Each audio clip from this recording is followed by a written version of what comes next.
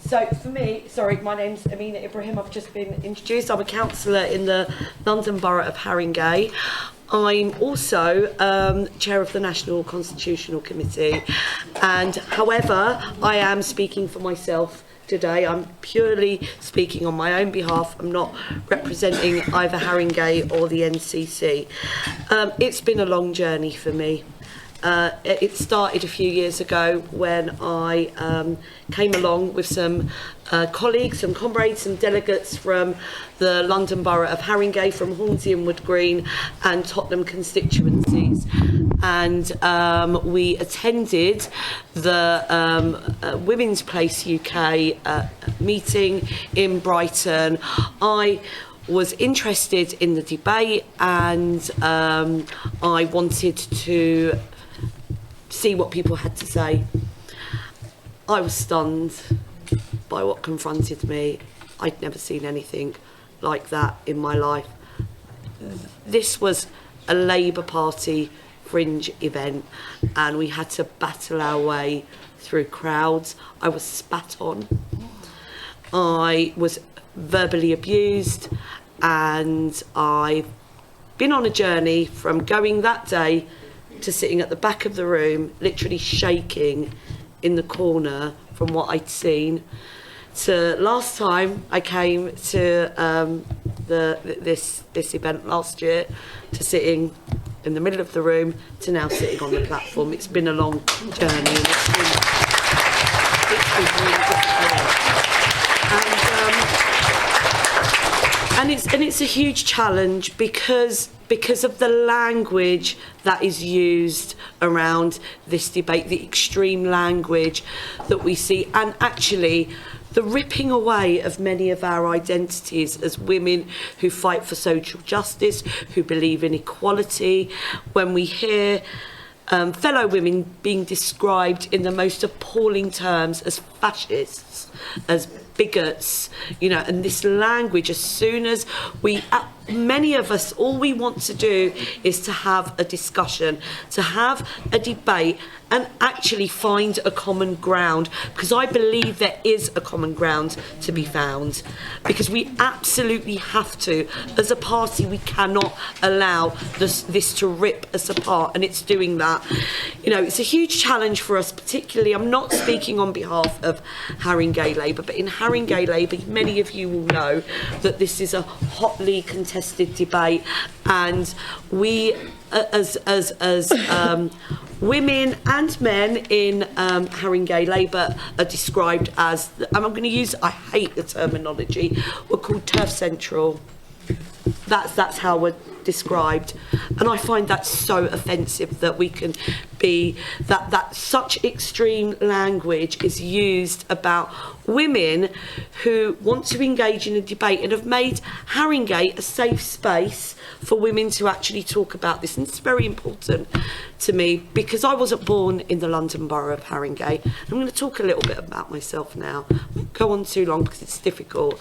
I was born in South East London, and my mum took me and my sister in the middle of the night in 1986 and brought us to safety in the London Borough of Haringey, because she faced years of domestic abuse.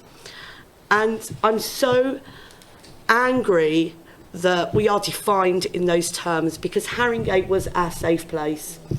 And I'm glad that I'm able to talk about it, and it is a struggle.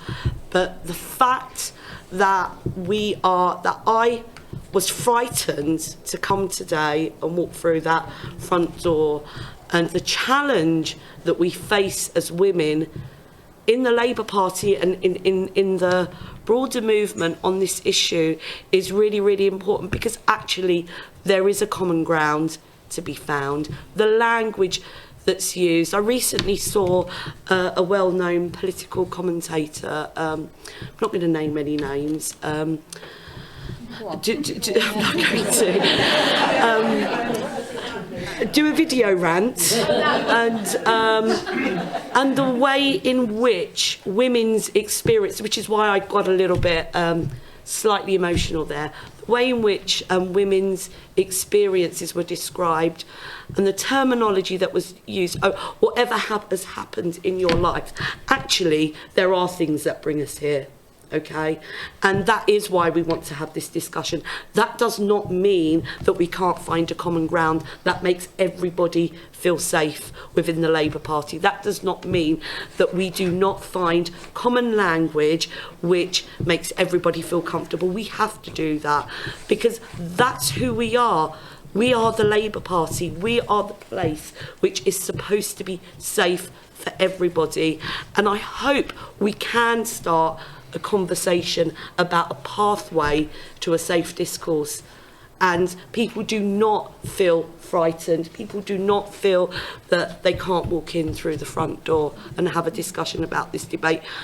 When I think about some of the speakers who will be speaking later on this issue and about the service provision, the women's refuge movement, you know, that wasn't widely available when I was a child and my mum was fleeing domestic violence.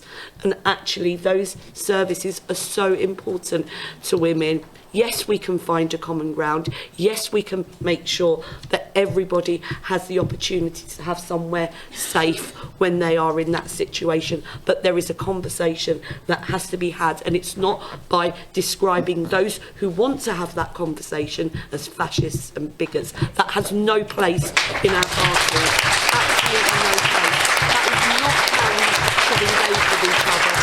And we face, over the last 4 or 5 years, over a number of years, a huge debate on how we engage with each other as party members over social media, over the internet, and we have to make sure that we are at the forefront of making sure that when we engage with each other, look, ultimately, you are never going to describe in 140 characters what you actually are trying to say.